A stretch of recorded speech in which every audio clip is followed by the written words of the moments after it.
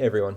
So in today's video, I'm going to go a little off tangent. I've been trying to go through the Bitcoin series kind of one step at a time and explaining some of the fundamentals of Bitcoin, just to help give some familiarity and understanding before we get into some different topics. But I think this is very important to talk about today. It's a current event. So and discuss a little bit about what's going on in Canada and an announcement that was made yesterday and why it's both relevant and pointed to kind of why Bitcoin I think is going to be so important. So um, I'm going to try to keep this kind of apolitical. This is not about politics per se; it's more philosophical. So if you've been following in the news, there's been kind of a trucker convoy across Canada who have been using their trucks to protest via blockade and occupation of the streets in kind of a peaceful protest of vaccine mandates and some of the regulations that are coming down from President Trudeau and the government of Canada. And so, again, say what you will about the protests. I don't so much care. This isn't so much about that one thing. This can be related to any protest or democratic indifference that you can think of. And so the announcement yesterday that the Deputy Prime Minister of Canada came out and announced was essentially that the government of Canada was going to declare via emergency executive action um, a halt and freezing of the funding of the trucker convoys, including both fiat currencies and electronic currencies. And so essentially, what that means is these trucker convoys were collecting funds via crowdfunding sites, um, where you or I could donate 10, 20, $30. It would go to this crowdfunding site, and then that would be the intention was that was then to be sent to the trucker convoy leaders so that they could use it however they saw fit. And last week that was halted. Those funding sites kind of were told no, freeze that money, do not send that.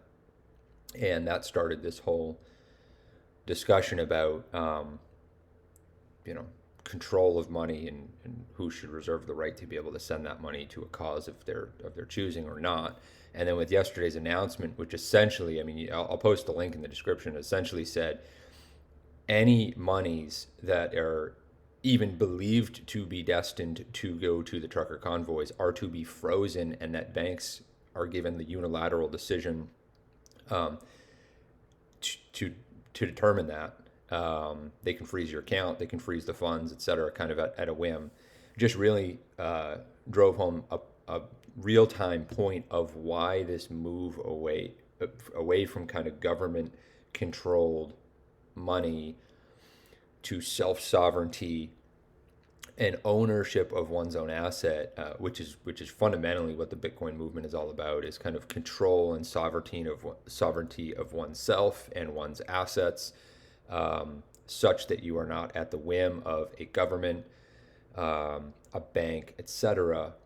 And again, not to this isn't to sound like draconian or anything, but this is Canada. I mean, this is a first world democratic country, and this is unraveling very quickly, and it's a control play because of a democratic protest that is not aligned with the political narrative, and so follow the money.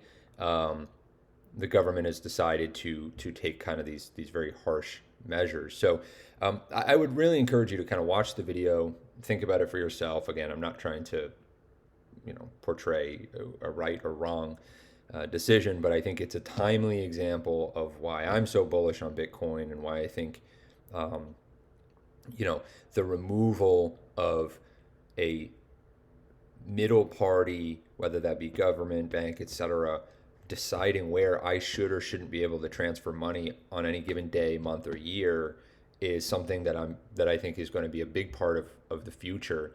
Um, as we go forward. So again, it's like I think it's like 5 or 7 minute video. You can watch the press release, think about it for yourself. But it's a great example of where Bitcoin could be used to kind of circumnavigate these political driven motivations and ultimately, again, don't think it can't happen here. Monetary collapse is one of the first signs of a deteriorating empire or country.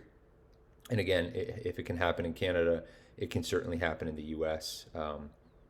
And try to just, again, whether you support the trucker convoy or not, try to compare it to a cause that maybe has happened in recent history with some of the civil rights events. Imagine if you were trying to support a group that was a small group trying to create democratic change or push back on a democratic narrative, however small or large that is, and you were essentially told, no, you can't do that because it's not aligned with what the government narrative is. So just kind of think about that, and again, it was a timely current event, so I wanted to share it. Have a nice day, and I'll be back with some more Bitcoin fundamentals videos in the coming days. All right, talk to you soon.